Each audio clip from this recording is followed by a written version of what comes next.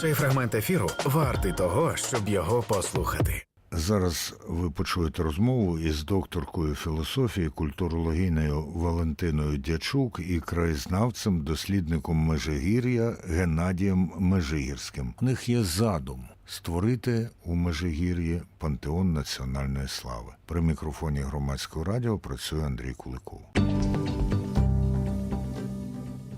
Нетерпеливиться почати розмову із нашими першими сьогодні гостями. Це докторка філософії, культурологиня Валентина Дячук і краєзнавець, дослідник Межигір'я Геннадій Межигірський.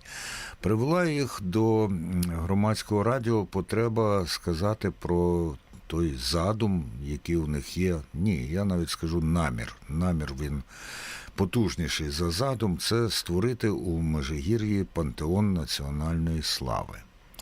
І як виникло, і що? Доброго здоров'я всій Україні і добрим людям.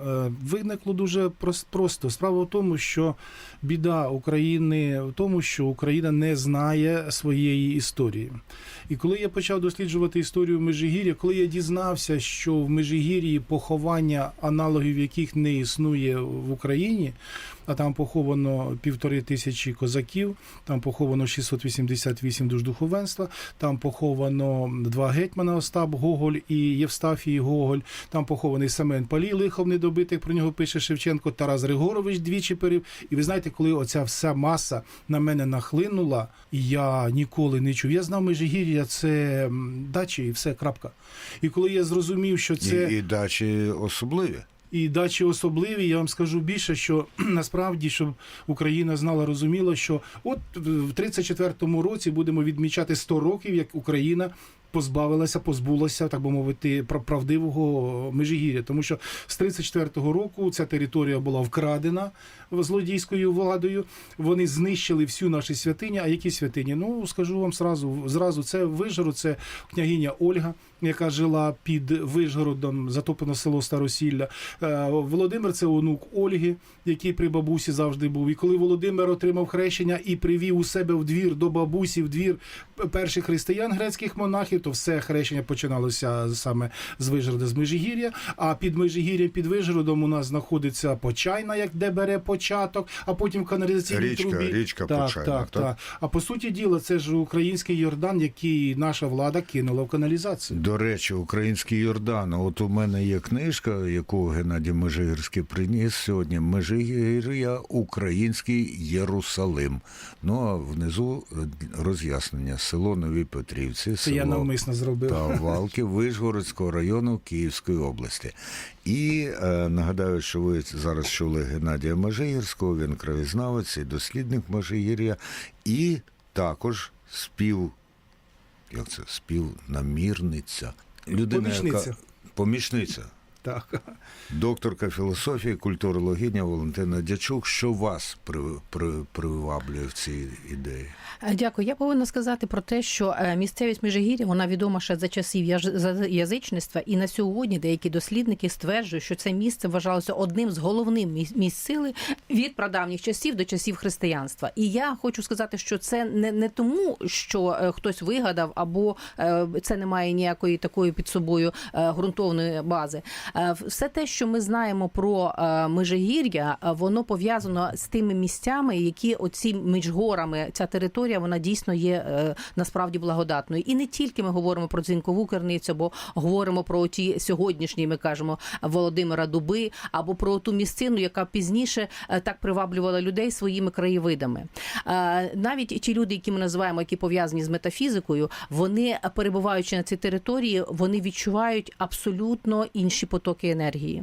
І як би ми це не приховували, або яким чином ми б сьогодні не говорили про те, що там будувалися дачі Постишева, Щербицького, Косіора і інших, і ці дачі просто були побудовані на таких місцях. Люди, які прийшли, державники на початку 30-х років, коли вони прийшли на ці території, вони знали, куди вони йшли. Вони добре мали усвідомлення, на яких територіях будуть будувати ці державні дачі. Пані Валентино, пане Геннадію, 1934 рік. Це пов'язано з Голодомором чи з перенесенням столиці з Харкова до Києва?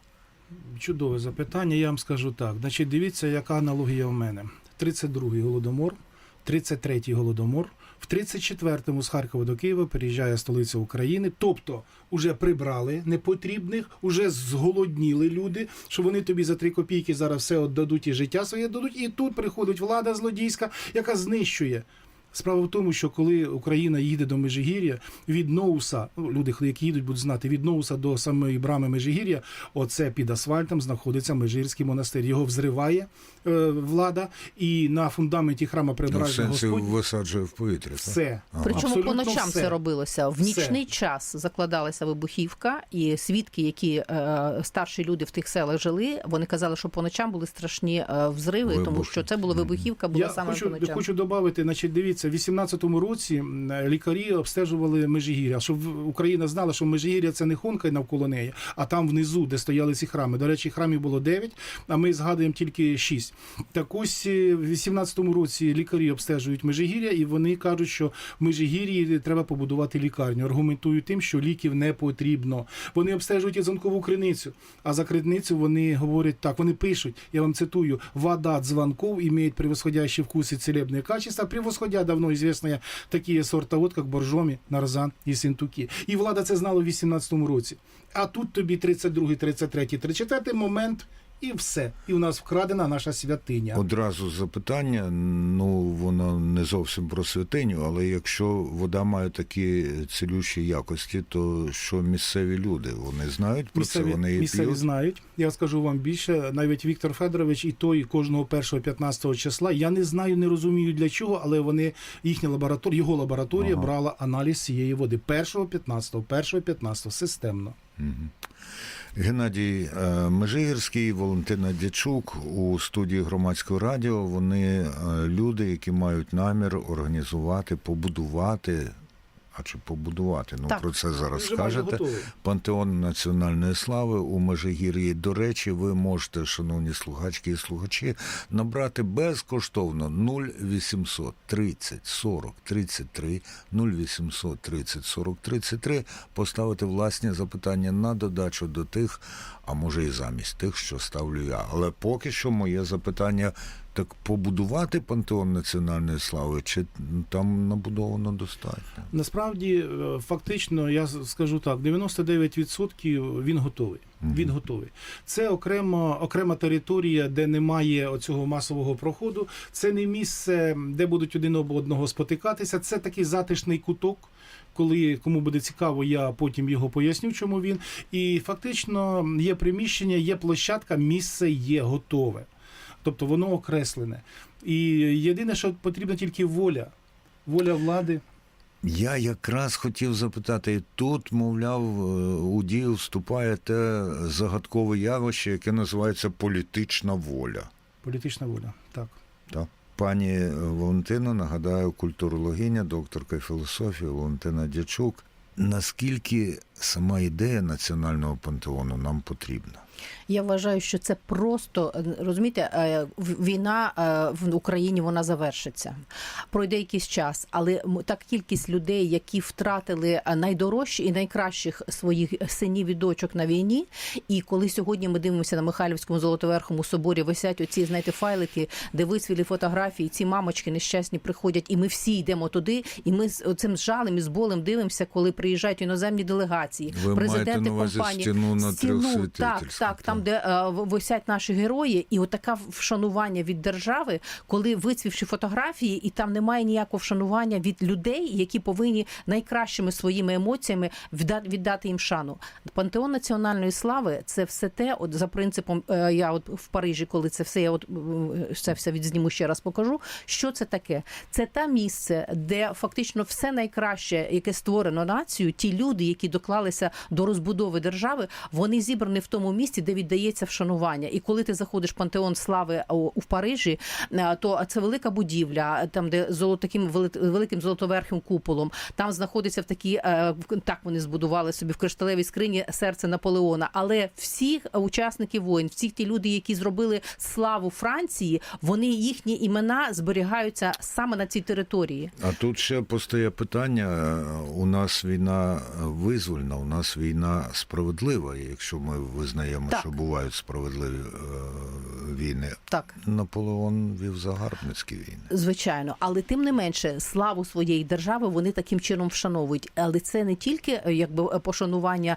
тієї історії, але ті люди, які сьогодні до сьогоднішнього дня там ведуться люди, які визнаються своєю державою, що вони доклалися найбільшим чином для слави і розбудови, їх вшановують на тих територіях. І там, значить, такий величезний двір при вході до пантеону слави. Там, от, до речі, можна подивитися от в інтернеті, коли Жан-Поль Бельмондо помер, і коли от еліта нації, і коли кіношники, як його вшановували, його як такого дуже відомого актора, коли там були президенти, під яку музику, як вшановують своїх людей, яка їм віддається пошана.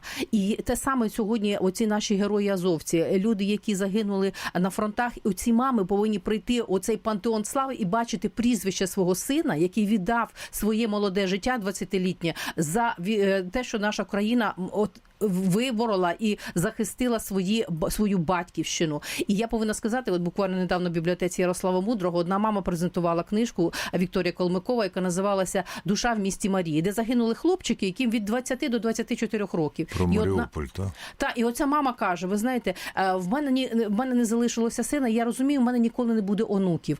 Але я для того, щоб не збожеволіти, я щороку саджу дерева, щоб коли я відійду, після мене щось живе залишилось. І от для таких мам, для таких доньок, для таких членів родин повинен бути пантеон національної слави, де їхні імена прямо золотими літерами повинні бути вписані. Оце нам потрібно. На фоні, до речі, є у мене знайомий ветеран війни Володимир Дереведмідь. Він із Донецької області родом. Він воював, а потім у нього була книгарня на нині окупованій території, де був зображений український воїн на псевдо Еней, який казав, що одна книга робить більше за танк. Ну, можна по-різному ставитись. От, так Дереведмідь, зараз він мешкає на Оболоні і теж щороку садить дерева у пам'ять абсолютно про це. мудро, розумієте? Тому оця величезна територія Межигір'я, а це джерело, це там, де дійсно витоки нашої нації. Люди, які не тільки гетьмани і козаки, це ті, що будували Україну в світі, які дізналися. Оці всі люди, це є пантеон національної слави. Ми маємо виховувати школярів, студентів, приводячи туди і показуючи це все. Повернімось до облаштування пантеону самого. І тепер пані Валентина мені своєю розповіддю підказала, що там же вже все засаджено. Насправді ні. Є місця, я вам скажу, що я сам, не пам'ятаю, до війни, я туди передав 9 дерев, тобто через мене передали 9 дерев фруктових, правда, зайці з'їли Геннадій їх. Межигірський говорить. Так. Зайці, правда, з'їли ці дерева, але насправді там... Це добре, що там якась живьола є. Так. Є. Насправді, знову ж таки, хочу повторитися, що ця місцинка, де в мене є задумка підсказати, де можна поставити пантеон, це є цвинтар. Це все побудовано на цвинтарі. І знову ж таки нагадаю, що там по неофіційним, тому що по офіційним даним там поховано, нема точної цифри, є цифра більше, ніж 1500 козаків. Але знову ж таки треба розуміти, як козаки, як вони платили своєю нерухомістю для того, щоб бути похованими поближче до Бога. Чому я кажу поближче до Бога? Бо це Ольга, бо це Володимир, бо це Хрещена, бо це Почайна, бо це до Межигір'я має відношення 7 святих. Це ніде, ніяким чином не пояснюється, не розповідається. Знаючи таку історію, ну просто я не можу мовчати про нашу святість. Чому я кажу святість? Тому що, знову ж таки, Лавра – це 1051, Софія – це 1011, а ми говоримо, якщо офіційно 988, якщо не офіційно, це 840-866 роки, коли перші християни приплили на Порізький Борисфен і, так би мовити, охрестили княгиню Ольгу. А це святі, яких шанують лише в православ'ї чи в католицизмі теж? Не підскажу, чесно, не займався, не досліджував. Але є такі свідчення, що це ось саме так. Тому що, знову ж таки, книжка пише, що Ольга вдруге була хрещена 955 року в Константинополі. Виникає питання, де ж перший? А хрещення 988. То якось так не зовсім пазли складаються. Тобто все йде те, що Вишгород, Межигір'я, ця територія – це початок. Книга «Межигір'я. Український Єрусалим» відкривається фактично на 3-й сторінці. Тут є фото, загальний вигляд Межигір'я, фото 1932-1934 року. Та перед знищенням якраз і пані Валентина, і пан Геннадій про це говорили. Щось збереглося із цього могутнього комплексу. Нічогісінько. Нічогісінько. Фундаменти, але ви знаєте, дуже складно зараз розібратися, тому що там стільки набудов було. Там було дуже багато. Там потім після храму, до речі, повторюся, там було 9 храмів. Історія згадує 6. Потім прийшли комуністи, побудували собі дачі. Звідки ж ми знаємо про 9, якщо історія згадує 6? Знову ж таки, я розмовляв, не то що розмовляв, я просто працюю з цікавими людьми, які ствердно показують, вони мене... Не знаю, чи можна це говорити, але я працюю з біоенергетиками, з екстрасенсами, які просто... Вони Чому ж не говорити? Вони ж є, значить можна говорити. Але вони закривають очі і розказують мені те, що я досліджував. І як же мені не вірити цим людям? Тобто це насправді таке є. Вони закривають очі і розповідають, а потім дивлюся. Я їм фотографії покажу, це ж воно, це ж... Ви знаєте, це підробити неможливо. Але люди такі існують у нас. Ще запитання до пані Валентини. Михайлівські Золотоверхи було відновлено завдяки тому, що збереглися креслення, збереглися плани, та збереглося щось від Межигір'я? Так, звичайно, це ми можемо бачити в більшості. Я повинна сказати про те, що є такий паспорт Межигір'я, і оце більшості інформації, вона, Річ Посполита, вона знаходиться у Польщі. І не тільки, а багато інформації знаходиться і перекуплено, і знаходиться в бібліотеках Європи, будемо казати так. І моя задача все-таки не просто дослідити, а все те, що можливо, відсканувати, зафіксувати, дослідити і оформити його з точки зору науки. У нас є і карти певні, там, де знаходилася перша печера, яка засипана. І навіть у ті діти, які були колись маленькими, які лазили по тим довжелезним печерам, які розповідають, що хід від Межигір'я виходить спочатку у Вишгороді, і та частина печери, вона засипана. Всі знають місцеві, де вона знаходиться, та печера, що ти навіть козак міг на конем проїхати у тому підземним ходом. Дуже багато всього знаходило місцеві жителі, будучи дітьми, в певних тих місцях, де раніше возами, оцей через вулицю Межигірську, яка сьогодні йде в Нових Петрівцях, вони знаходили тих речей, які люди везли з собою на возах до цієї переправи біля Межигірського монастиря. Він же знаходився недалеко біля води. Тому багато хто із людей зберегли навіть ікони з Межигірського монастиря, з деяких храмів. Були виламані прямо з царських врат. І те, що як фонять ці ікони, можуть сказати тільки, я не буду казати, що це біоенергетики, ті люди, які мають можливість прочитати енергії, вона це є. Навіть одна із ікон зберігається в одній з церков Вишгородського району. І вона зараз знаходиться в церкві. Тобто люди, які розуміють, що це таке, багато в приватних колекціях. Там же ж далі не тільки був, значить, ми знаємо все те, що залишилося з монастиря, але там же знаходився великий фарфоровий завод. Сьогодні одна таріль того заводу на OLX продається по 12-13 тисяч. Одне отаке, значить, блюдо виготовлено. Гривень, так. Але це тоді сусіди кажуть, Боже, а ми ж не знали, ми ж такі темні, ми там це викидали, тому що це діди з баби там приносили, це ж черепки. Але це сьогодні це ж розумієте, які ці речі. Це треба зберегти, розказати дітям, що це святиня, що це місце треба шанувати і дітям розповідати, з якого ми роду племені, щоб коли ми будемо розбудовувати державу, нам же треба суспільство, яке буде розуміти, а не чекати руський мір. Нам треба розуміння, де ми живемо і якого ми роду племені діти. Оце важливо. Ще два запитання. Те, що пані Валентина згадала вулицю Межигірську, мені одразу нагадало вулицю Межигірську на Подолі у Києві. Вони одна в одну перетікають? Не перетікають. Але... Тому що є така легенда, що найдовша вулиця в Україні – це вулиця, яка починається в Дрогобичі, а закінчується в Бердичеві. Я поясню за цю Межигірську. Бо вони так на одній примісно. В 1843 році, 13 червня, Шевченко перебуває в Межигір'ї разом з своїм товаришем Кулішем, і він був здивований, що немає тут релігійної громади, і Тарас йде в село Вишгород, зустрічається з старими дідами, і діди розповідають Тарасу, як тут діло було. І Шевченко, коли був на засланні 847 року, з тих розповідей, що йому розповіли старі діди, він пише поему «Чернець». Там так і сказано: «Аж до Межирського спасу, з Подола, потанцював сивий, а за ним і Точно, товариство, і так. весь святий Київ». Тобто ця вулиця, вона на Подолі взяла назву Межигірська, тому що вона вела, ця дорога, по якій йшли козаки доживати віка. А коли козак ішов доживати віка, то всі, хто хотіли чарку випити, чи пузо набити, чи дійсно вшанувати поважну людину, вони долучалися до цієї підводи, бо підвода – це був стіл. Там і чарочка, там і ковбаска, там і все. І всі, хто буде говорити з голодним чи пустим шлунком, вони мусили йти за столом, бо стіл їхав до Межирського спасу. І Шевченко ж так і пише, що потім брама очинилась, козака впустила, знову брама зачинилась, навік зачинилась козакові. Це мова йде про Семена Палія.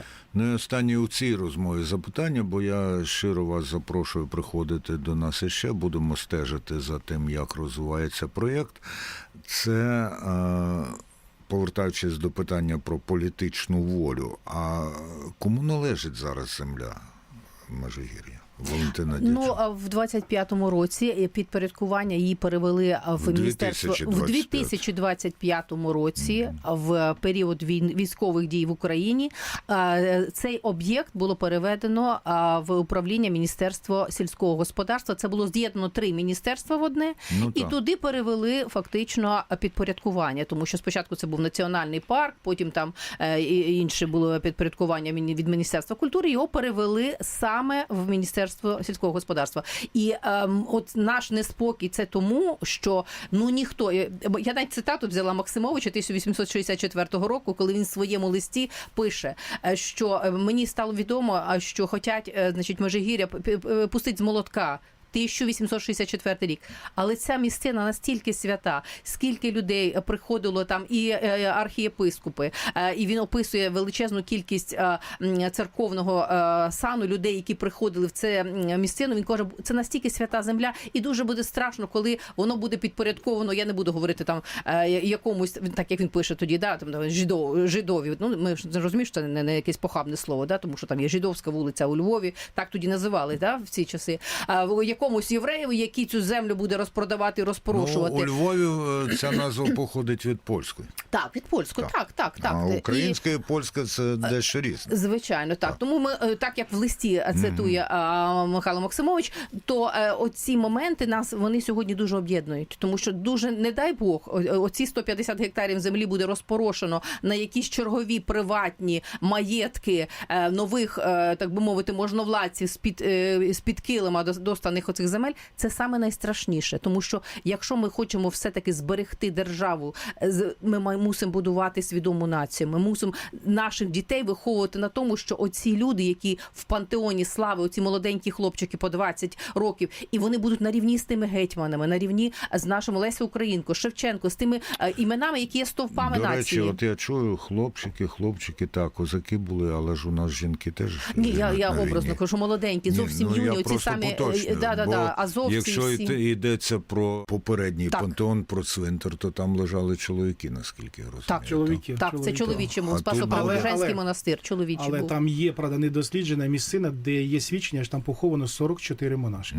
44. Тому що там один період, монастир, коли був в занепаді, там був, здається, 4 роки, це був як жіночий монастир. А це досліджено, це є. Це була розмова про намір створити у Межигір'ї пантеон національної слави з ініціаторами цього наміру, докторкою філософії і культурологинею Валентиною Дячук і краєзнавцем, дослідником Межигір'я Геннадієм Межигірським. При мікрофоні Громадського радіо працював Андрій Куликов.